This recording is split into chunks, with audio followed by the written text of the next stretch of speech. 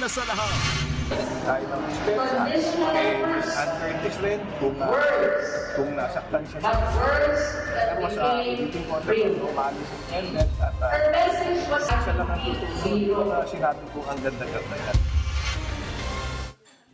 Mga kapatid, alas 5:30 na. Ito na mga bumabanderang balita. Pasasagutin na si VP Sara. Komite ng Kamara bumoto pabor na sufficient in substance sa mga impeachment complaint. Si Congressman Bong Suntay lang ang kumontra. Duterte versus Madriaga, VP Sara, sinampa na reklamong perjury o pagsisinungaling ang manoy bagman na si Ramil Madriaga. Payo ni Baste. Mayor Davao City Mayor Baste Duterte pinayuhan ng taong bayan kung sino raw ang dapat ibotong Pangulo sa 2028.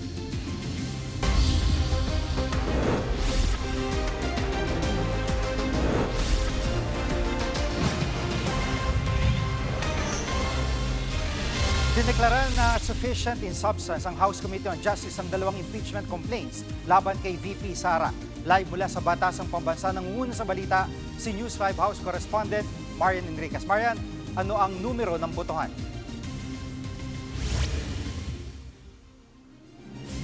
Pareho yung nakuhang boto nitong dalawang impeachment complaints laban kay Vice President Sara Duterte para sa sufficiency in substance. 54 po yung bumotong pabor, isa lang yung tumutol habang wala namang nag-abstain. Yung nag-iisang tumutol ay si Quezon City 4th District Representative Bong Suntay. Ibig sabihin, sapat ang laman o basehan ng impeachment complaints. Halos pareho yung grounds na inilatag sa dalawang reklamo. Isa nga doon sa mga ipinabubusisi ni Bicol Soro Party List Representative Terry Ridon sa komite ay yung Statement of Assets, Liabilities, and Net Worth o SALN ni VP Sara. Kapansin-pansin ayon kay Ridon yung paglaki ng ari-arian ng bise mula po sa 18 million pesos noong 2008, lumobo raw ito sa 88.5 million pesos noong 2024. Kinwestiyon naman ni Suntay yung koneksyon ni VP Sara sa umunoy bagman nito na si Ramil Madriaga. Bagay na tinabla ni ML Party List Representative Leila De Lima. Narito po yung kanilang mga pahayag. So we are relying on an affidavit issued by an individual who is currently in prison. Meron ba siyang appointment kay BP Sara to prove that he is an employee or an authorized person para ma-direkta naman natin yung linkage nung dalawa? We're not yet at the evidentiary stage. We're not yet supposed to judge whether or not Mr. Madriaga is credible. At Marian, kaugnay dito kay Madriaga, may epekto kaya ito sa impeachment proceedings lalo't kinasuhan ito ng perjury ni VP Sara? Jiggy, ay nga doon sa House Justice Committee, walang epekto itong perjury complaint ni VP Sara laban kay Madriaga sa gumugulong ng impeachment proceedings. Ipasasabina o ipatatawag din naman daw kasi itong si Madriaga para nga patunayan yung kanyang affidavit. Ilan po doon sa mga salaysay ni Madriaga ay kung kani-kanino at saan napunta ang confidential funds ng Vice Presidente. Narito po yung pahayag ni Congressman Terry Ridon. Kung ang status po ni Mr. Madriaga ay confidential informant, within yung sinasabi niya hong context of use of confidential funds. So, ibig sabihin, hindi talaga siya maging empleyado, kundi ang estado niya ay confidential informant. So, At ngayong nadeklara na sufficient in form and substance yung dalawa reklamo, anong susunod na proseso dito sa Kamara? Jiggy, formal na padadalhan ng notice ng komite si VP Sara. Kalakip po itong kopya ng dalawang reklamo at meron siyang 10 calendar days para sagutin ito. Pagkatapos ay bibigyan naman ng pagkakataon yung mga complainant na mag-reply sa sagot ng bise sa loob po ng 3 days. At another 3 days naman para sa rejoinder ng kampo ng bise. Ayon nga kay Justice Committee Chairperson Jervy Luistro, target nilang muling mag-convene sa April 8. Yan ay para naman tukuyin kung sufficient o sapat ang grounds for impeachment laban kay VP Sara. At doon na malalaman kung uusad na sa pagdinig o hearing proper yung mga reklamo. Jiggy. At meron na bang reaksyon ng kampo ni VP Sara dito sa usapin ng impeachment?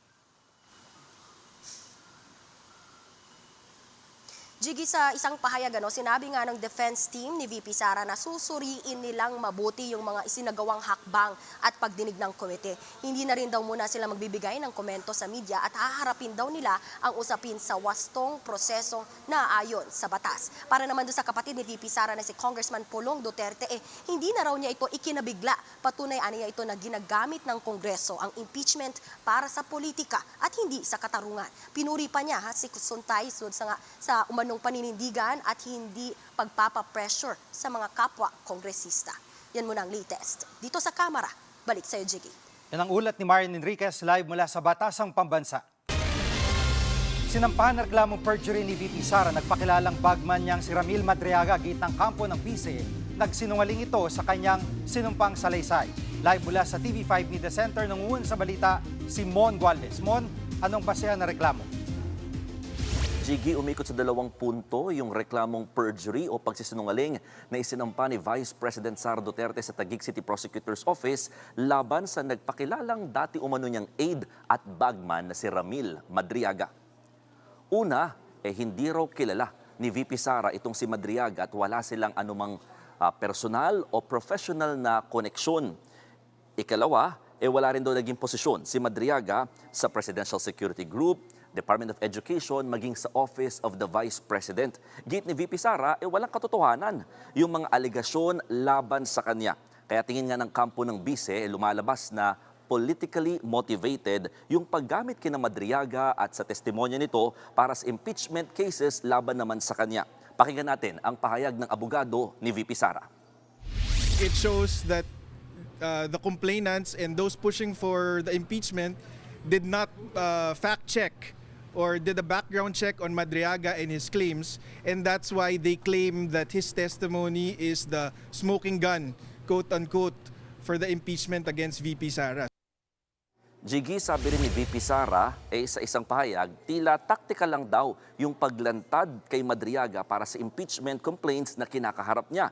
Puro kasinungalingan daw ang sinabi nito at dapat siyang managot. Sabi pa nga ng bise, hindi nila hahayaang magamit ang quote-unquote imbentong kwento para linlangin lamang ang publiko. Jiggy. At Mon, maaari bang balikan yung mga nilalaman ng salaysay ni Madriaga? Jiggy, maalala, December 2025 pa nang isumite ni Madriaga ang kanyang affidavit o sinumpaang salaysay sa ombudsman. Idinetali niya rito kung paano umano dinala ni Madriaga ang pera kay VP Sara, kabilang na nga yung confidential funds. May alam din daw siya kung paano umano pinondohan ng Pogo at saka ng mga alleged drug dealers ang kampanya ni VP Sara noong 2022 elections. Jiggy. At may tugon na ba ang kampo ni Madriaga sa sinampanamang reklamo ng Vice President? Meron na, Jiggy, igiit ng kampo ni Ramil Madriaga sa isang pahayag in good faith. At totoo raw ang lahat ng kanyang sinabi sa sinumpaang affidavit. Seryosong kasong kriminal din daw itong perjury at hindi dapat ginagamit para takutin ang mga taong nagbibigay naman ng sinumpaang salaysay na may kinalaman sa interes ng publiko. Dagdag pa nga ng kampo ni Madriaga, bukod sa questionabling timing ng pagsasampa ng reklamo laban sa kanya, hindi raw dapat matabunan yung issue hinggil sa paggamit ng confidential funds. Yan daw ang dapat sagutin ngayon ni VP Sara. Pero wala pa rin silang tugon tungkol naman dito sa latest na pahayag ng kampo ni Madriaga. Yan muna ang latest. Balik sa iyo, Jiggy. Yan ang ulat ni Mon Gualvez live mula sa TV5 Media Center.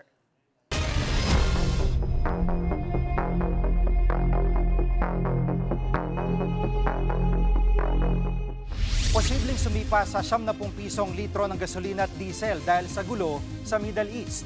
Live mula sa Mandaluyong, nangungun sa balita si News 5 Transportation Correspondent Gerard de la Peña. Gerard, sumipa na rin noon ang ganong kataas ang presyo ng petrolyo dahil sa gera ng Russia at Ukraine. Anong plano ngayon ng gobyerno? Alam mo, Jiggy, June 6, 2022 to be exact, ito rin yung storya ko noon. That time, umabot ng 70 up to 90 pesos yung range ng presyo ng per liter ng diesel at ng gasolina. At yun ay dahil doon sa gera between Ukraine at Russia. Pero ayon sa DOE, hindi raw malayong umabot ulit tayo sa ganon. Kasi ang paliwanag dito ng DOE, ang Russia ay nag-export ng around 8 million barrels per day. Pero yung mga Middle Eastern countries combined, like yung Saudi Arabia, Iran, Iraq, Kuwait, United Arab Emirates, ay nasa 15 million up to 20 million barrels per day ang ine-export nila, at lahat yan ay dumadaan dun sa Strait of Hormuz na sarado sa ngayon. So mukhang tatamaan talaga tayo pagdating sa presyo. Pakinggan natin ang naging pahayag ng Oil Industry Management Bureau ng DOE. We can only look back at our experience ng kaparehong sitwasyon. So, hindi humalayo na mag-i-increase. So, at nakita na natin nga yun nung June 2022. Na yun ang medyo mataas peak price yun ng epekto ng March na sinimulang gulo doon sa Ukraine and Russia. At Gerard, kumbaga talagang sa puntong ito ay gobyerno lang ang may kakayahan na magsabi sa mga kumpanya o kaya sa industry leaders na hinahinay lang sa pagtataas. Pag inactivate niya ng DTI, DOE at iba pang ahensya, kayang-kaya naman talaga ng gobyerno. So ano ang kanilang ginagawa talaga? May plano ba talaga sila? Jiggy, ang magagawa ng pamahalaan sa ngayon ay magbigay ng ayuda para sa mga apektadong sektor. Lalo na yung mga drivers at saka yung mga operators natin ng public transport. So ang Department of Transportation may nakaredy na yung 2.5 billion pesos na halaga ng fuel subsidy na pwedeng ibigay as soon as pumalo sa $80 per barrel ang presyohan ng langis sa world market. At syempre ang DOE ay nananawagan din yan sa mga ahensya ng pamahalaan at sa publiko na rin na magtipid ng gasolina, ng diesel at pati na rin ng kuryente. Kahapon naman ay sinabi ni Pangulong Bongbong Marcos na posible rin siyang humingi ng emergency powers mula sa Kongreso para maibaba yung excise tax. Yun nga lang, Jiggy, kung ibababa itong excise tax, ang warning ng mga senador ay parang malaki ang malulugi ng pamahalaan dyan dahil sa ngayon na nakokolekta ng pamahalaan mula sa excise tax mula sa langis ay nasa 30 billion pesos a month or around 300 billion pesos a year. So medyo malaki ito, no? Malaking dagok sa kikitain ng ating pamahalaan. Ngayon may sinasabi rin ang palasyo na pwedeng mag-propose din sila ng 4-day work week para makatipid sa gasolina. Jiggy. At pagdating sa singil sa kuryente, may impact ba itong gera sa Middle East? Jiggy, pagdating naman sa kuryente, sinabi ng Meralco, particularly ang chairman na si Manny V. Pangilinan, na pinag-aaralan nila kung may impact ito nangyayaring gulong ito sa presyohan ng kuryente natin. Kasi as we all know, yung mga power generation systems natin dito could be run by diesel, by natural gas. So kung magtataas ng presyo yung fuel natin, malamang may tama rin ito sa presyo ng ating kuryente. Pero sa ngayon, ang mas sinisiguro ng mga otoridad ay yung kung sasapat ba yung supply natin ng kuryente. Nais din daw, kailangan din daw protektahan ang mga consumer sa gitna ng pagtataas ng mga bayarin. At mismong si MVP na rin ang nagsabi na nanawagan din sa publiko na magtipid ng kuryente kahit medyo mainit ngayon darating na summer. By the way, disclaimer lang si MVP na chairman ng Meralco ay chairman din ng TV5. Yan muna ang latest. Balik sa'yo, Gigi. Yan po ang ulat ni Gerard de la Peña live mula sa Mandaluyong. Susunod, death toll sa gulo sa Middle East pumalo na sa higit 800. At mga Pinoy sa Middle East na gusto nang umuwi, dumarami. Diyan lang kayo mga kapatid, dapat una sa lahat.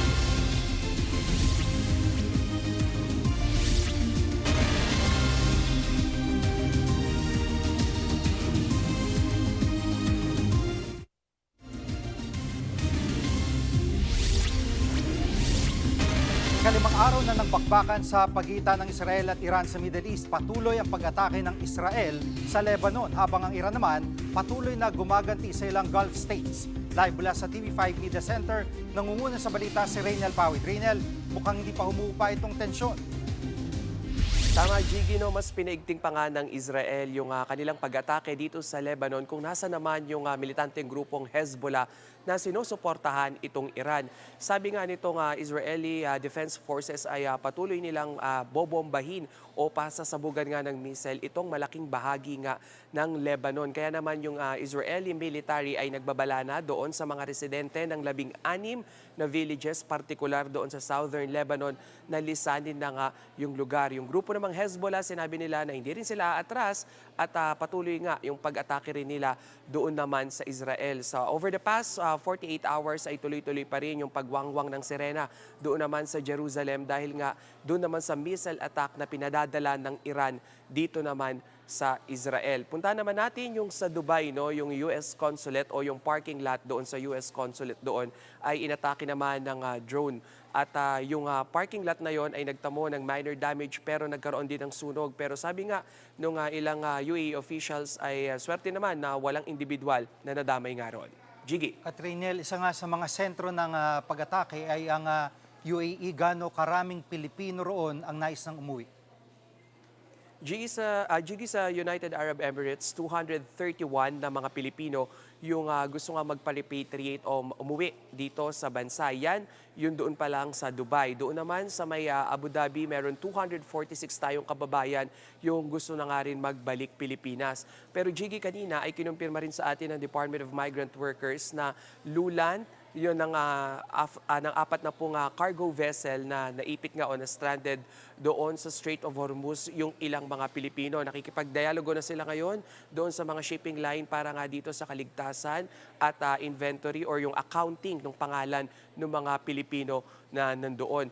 Jiggy, putahan natin yung sa repatriation program dahil nakakuha rin ng impormasyon itong OWA at itong DMW na anytime within this evening ay possible na magbubukas na nga itong dalawang malalaking airline carriers ng UAE para naman sa repatriation nga ng iba't ibang residente na gusto na ngang bumalik sa kanilang mga bansa. Pakinggan natin yung pahayag ni Migrant Workers Secretary Hans Kakda.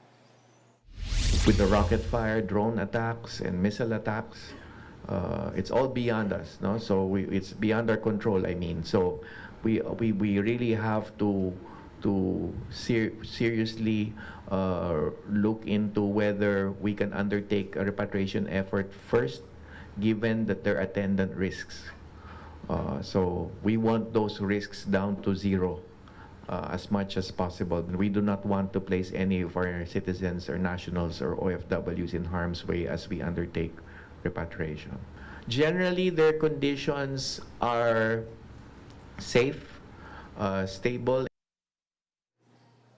Jiggy, bukod nga sa air repatriation ay kinukonsidera rin itong Pilipinas o ng Philippine government itong alternative options gaya na lamang doon sa land travel kung saan from safer Gulf state ay doon nila itatawid itong mga kababayan natin o pwede naman din na diretso raw na barko, no, dahil nagawa rin naman ito noong 2020 kung saan mula sa UAE or sa Middle East ay nag-repatriate o nagpabalik ng mga Pilipino sa kanilang barko at pauwi na nga dito sa Pilipinas. Jiggy. Yan ang ulat ni Rainiel Pawid live mula sa TV5 Media Center.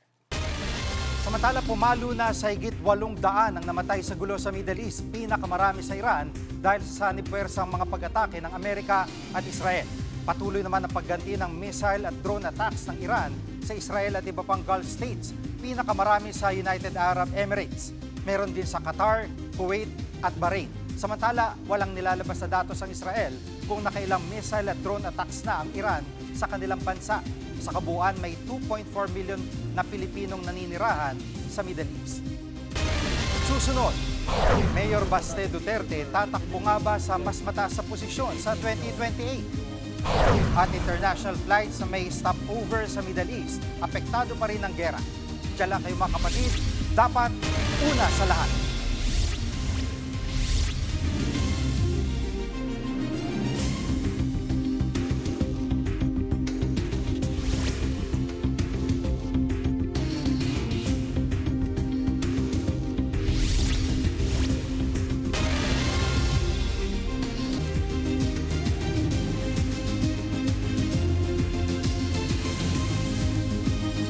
Nakatakdang talakayin sa komite ng Senado ang sinampang mga ethics complaint laban sa 6 na senador.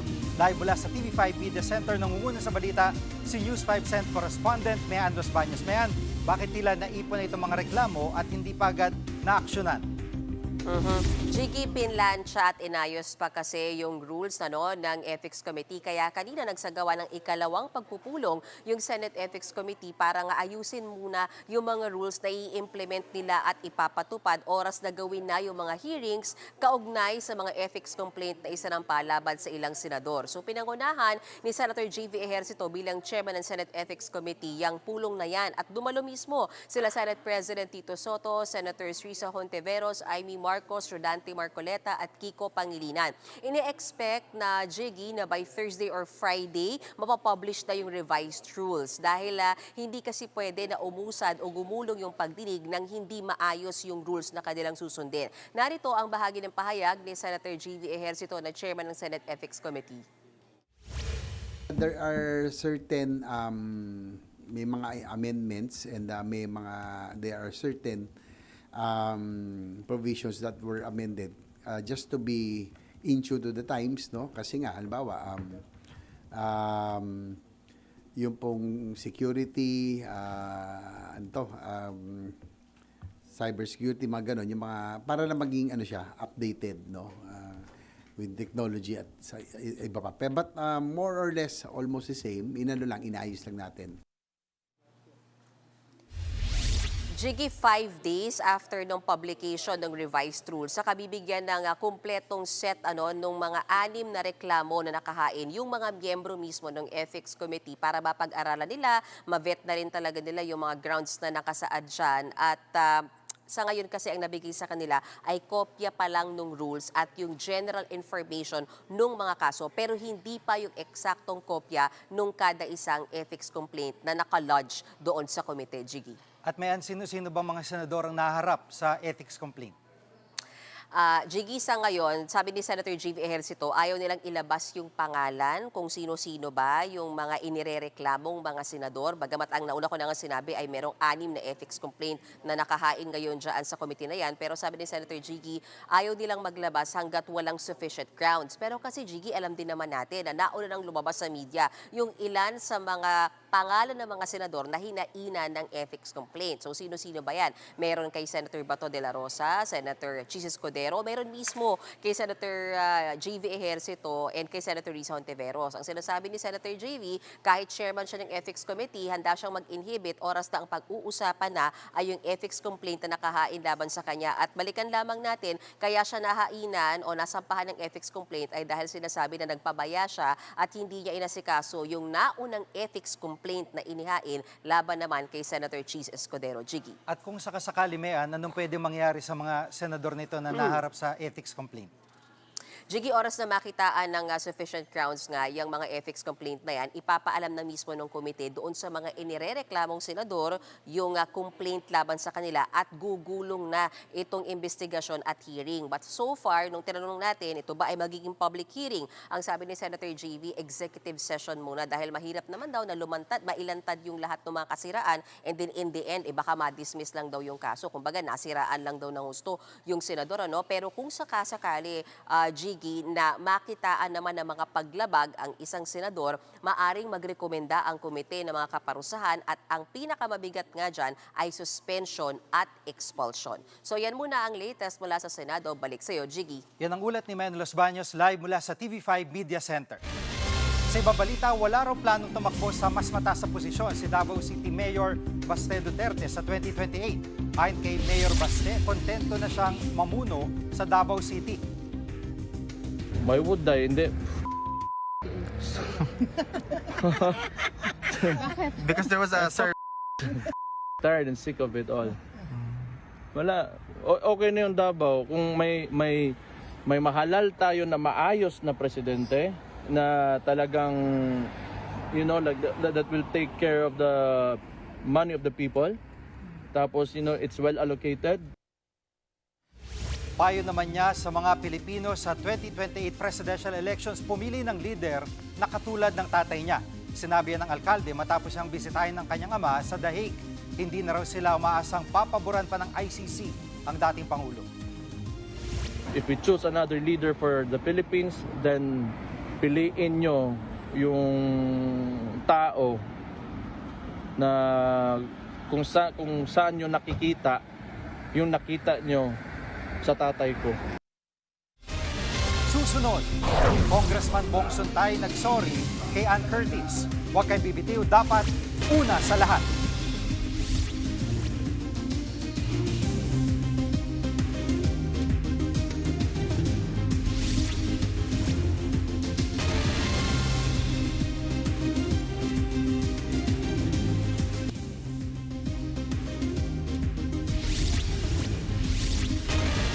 Nasa 60 flights na nakansela mula nang sumiklab ang gulo sa Middle East. Marami pa ring OFW ang stranded hanggang ngayon. Live mula sa NAIA Terminal 3, nangunguna sa balita si Ian Suyu. Ian, kumusta ang sitwasyon ng mga OFW dyan sa NAIA?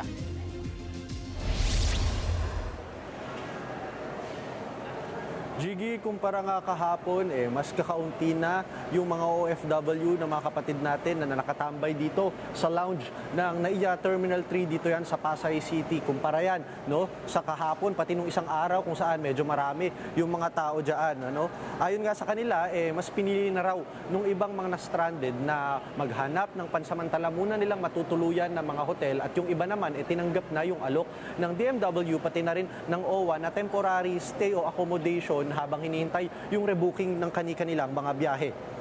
Pinili rin ng iba nating mga kapatid na stranded na wag munang umuwi sa kanilang mga probinsya hanggat hindi pa raw nasisiguro kung meron na ba talagang final date yung kanilang mga rebook na flights. Ang ilan nga sa mga nakausap natin, desmayado pa rin daw dahil hindi nila alam kung gaano katagal yung kailangan nilang hintayin bago sila tuluyang makabiyahe. Narito yung kanilang mga naging pahayag kanina. Humingi lang kami ng extension sa emergency leave namin, tapos pumayag naman sila. Sobrang hirap talaga kasi tulad ngayon, yung ticket namin is March 4, tapos automatic rebooking nirebook ng airline ng March 11, tapos hindi pa yan sigurado dahil yung airspace ng Middle East is sobrang tensionado pa rin. For now, wala pang update.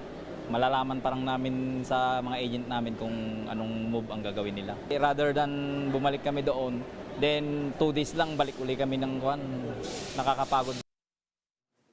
At iyan, para sa araw na ito lamang, ilang flights na nakansela dahil sa kaguluhan sa Middle East?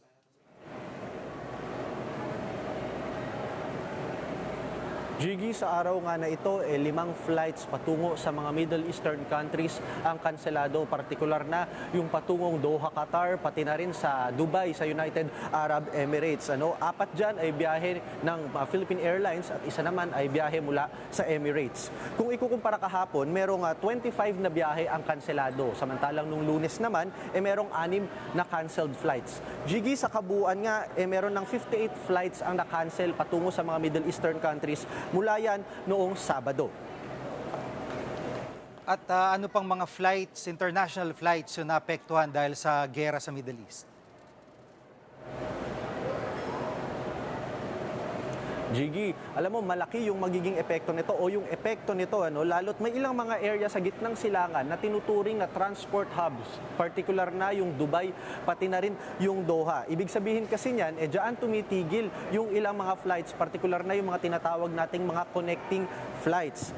Kaya yung iba naman, ang ginagawa nila, imbis na pumunta sa Dubai or dahil kanselado yung mga flights nila na dadaan sa Dubai, naghahanap na lamang sila ng alternative na areas na may temporary stoppage doon sa alternative hubs kagaya na lamang ng Singapore, ng China, pati na rin ng US. O di kaya yung iba napipilitan na bumili ng mas mahal na one-way ticket. Dahil nga walang kasiguraduhan ang rebooking schedule, napipilitan na silang gawin itong mga options na ito. Yun nga lang, parehong options na yan medyo mas mahal dahil nga sa nangyayaring sigalot dahil madalas talagang dinadaanan yung airspace ng Middle Eastern countries. Jiggy, sa ngayon rin, nag-aalok pa rin yung mga airline ng rebooking services o di kaya pwede nilang i-refund ang kanilang mga ticket. Pero may ilan tayong mga nakausap kanina na stranded na ayaw na daw nilang i-refund yung kanilang mga ticket dahil baka mas mapagastos pa raw sila pagdating sa dulo. Yan muna ang latest mula dito sa NAIA Terminal 3. Jiggy? Yan ang ulat ni Ian Suyu live mula sa NAIA Terminal 3. Sa ibang balita, pinuna ng Malacanang si Quezon City Representative Bong Suntay matapos itong sabihing hindi seryosong pagbabantano ni VP Sara sa buhay ng Pangulo. Sinabi yan ni Suntay sa pagtalakay ng House Committee on Justice sa impeachment complaints laban kay VP Sara. Git ng kongresista, walang pananagutan ng bise kung nasa isip lang niya ang banta. Ayon naman kay Palace Press Officer Claire Castro, biro man o hindi, nalagay pa rin sa peligro ang buhay ng Pangulo at ng First Family. Samantala, pinuna rin ni Castro ang malaswang konteksto ng payag ni Suntay tungkol sa aktres na si Ann Curtis.